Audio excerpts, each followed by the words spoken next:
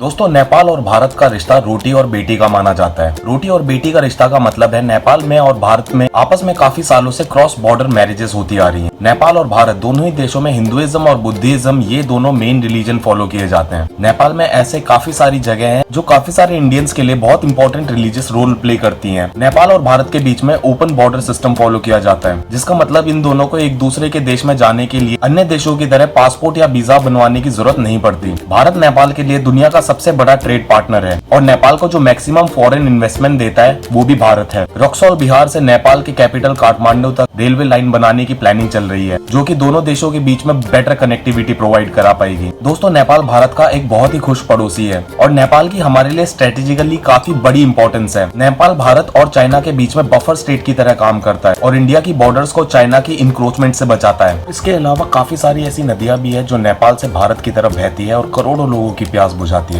दोनों देशों के बीच में 1950 में treaty of peace and friendship sign हुई थी, लेकिन पिछले कुछ सालों में भारत और नेपाल के रिलेशन थोड़े से खराब होते नजर आ रहे हैं। दोस्तों, आगे बढ़ने से पहले मैं रिक्वेस्ट करूंगा कि प्लीज सब्सक्राइब बटन को दबा दें, अपने दोस्तों के साथ शेयर करें, क्योंकि मेरे जो टोटल व्यूअर्स हैं उनमें से 98% लोग ऐसे हैं जिन्होंने मुझे सब्सक्राइब ही नहीं कर रखा है। आगे चलते हुए बताता हूँ कि भारत और नेपाल की ऐसी बॉर्डर्स भी हैं जिनको लेकर दोनों देशों के बीच में काफी दिनों से डिस्प्यूट्स चल रही हैं और इस डिस्प्यूट की जड़ है अंग्रेज, क्योंकि वो जब भारत छोड़ के गए थे तो उन्होंने बॉर्डर्स कुछ इस हिसाब से बनाई थी जो कि शायद नेपाल को मंजूर नहीं थी। इसके अलावा जब नेपाल में अर्थक्वेक आया था तो भारत ने भी अपनी एक टीम भेजी थी वहाँ, और उसी दौरान सोशल मीडिया पे नेपाल की तरफ से ये हैशटैग काफी वायरल हुए, #BackOffIndia, #GoBackIndia। और इन खराब होते रिलेशंस की सबसे बड़ी वजह है चाइना। दोस्तों, आप सभी ने चाइना के डेट ट्रैप के बारे में तो सुना ही होगा, फिर भी बता देता हूँ कि डेट ट्रैप का मतलब क्या है। चाइना कुछ कंट्रीज में डेवलपमेंट के नाम पे इन्वेस्टमेंट करने लग गया है। ये वो कंट्रीज है जिनकी इकोनॉमी डेवलपिंग है और कंपैरेटिवली काफी छोटी है। इन कंट्रीज की सिचुएशन ऐसी होती है कि बिलियंस ऑफ डॉलर्स का लोन तो ये ले लेती हैं लेकिन रीपे नहीं कर पाती हैं, और फिर अल्टीमेटली चाइना इनकी जमीनों पर, रोड्स पर, सी पोर्ट्स वगैरह पर कब्जा कर लेता है। तो ऐसा ही कुछ चाइना का इन्फ्लुएंस नेपाल पे भी दिखने लग गया है। इसके साथ नेपाल चाइना के ambitious project belt and road initiative का एक की पार्टनर भी है। रिसेंटली नेपाल ने अपना एक मैप जारी किया जिसमें इंडिया के इस रीजन को उन्होंने अपना हिस्सा बताया। एनीवेज, मैं तो ये सोचता हूँ कि हमें हमारे डिफरेंसेस भुलाकर हमेशा की तरह एक बन के रहना पड़ेगा, वरना चाइना इतना पावरफुल होता जा रहा है कि वो आने वाले टाइम में नेपाल और भारत दोनों के लिए मुश्किल पैदा कर सकता है। और सबसे लास्ट में हम दोनों देशवासियों की ये रिस्पॉन्सिबिलिटी है कि हिंदुइज्म और बुद्धिज्म की विरासत को संभाल के रखा जाए, क्योंकि पूरी दुनिया में हम सबसे बड़ी कंट्रीज हैं जो ये धर्म फॉलो करते हैं। I hope you like this video. If yes, then please don't forget to subscribe. I will see you next week.